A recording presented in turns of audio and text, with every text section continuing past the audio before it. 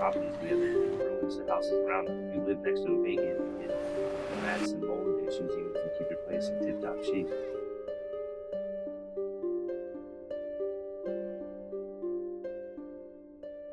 A lot of the vacant home problem in Baltimore is because a lot of these rich developing companies or even just like single holders own a lot of property, and it's cheaper and easier for them to just let it sit, and they pay the fines as opposed to paying to fixing up the properties, and they sit and wait till all the rest of the work's done around it with people building up the community before they usually just sell it off, or it gets gutted and turned into one of those things where it's like storefront bottom, office second floor, and then condos or residential on the top floor.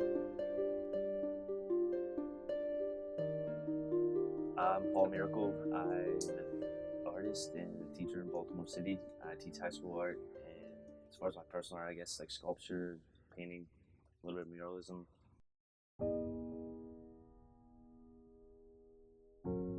My name is Nicole Falek. I'm a 27-year-old artist. I do a lot of different kinds of things. I do painting, photography, and graphic design.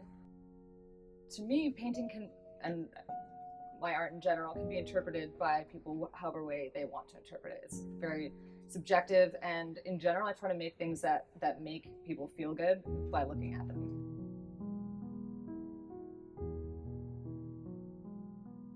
I work a lot with like animals or people, just kind of faces, but some of the murals I've done, they have weird like multi-layer stuff that's just kind of really personal. I try to make it really random so that the viewer kind of makes their own story out of it. But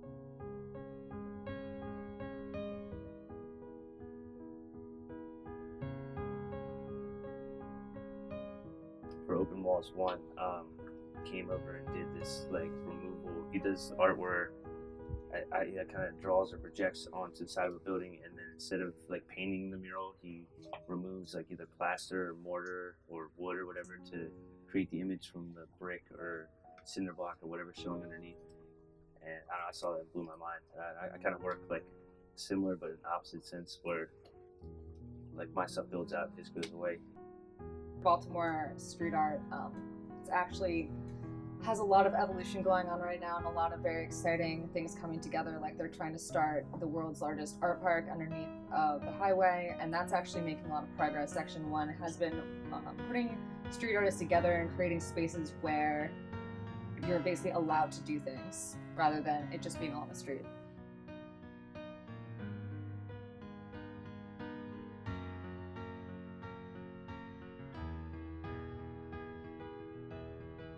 Most artists have to do a lot of stuff for free or cheaper for materials costs, and then build up a portfolio, and then they have to go out and hunt down, I think, property owners and stuff to do things as far as like legal sanctioned things. So there are a couple avenues like with Section 1, and this guy JC Falk is doing a couple things. Like they did something over in Sandtown after the uprising, and there's been a couple Freddie Gray murals because of that. And there's BOPA and the Creative Alliance, but it's still like kind of a selective crowd. You gotta be kind of a big name. As far as like starting out, you're pretty much on your own. I think that's why a lot of people do turn to like street art. You have all this available property to go do whatever you want wherever you want. You just don't get to do it like right in the center of town. If you go over anywhere in East or West Baltimore, you can find blocks and blocks of vacant houses to throw something up on.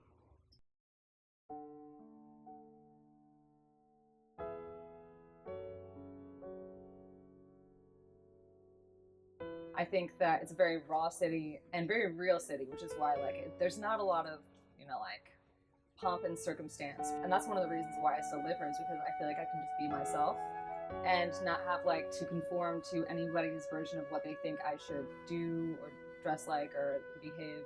I feel like it's very real and in that way accepting.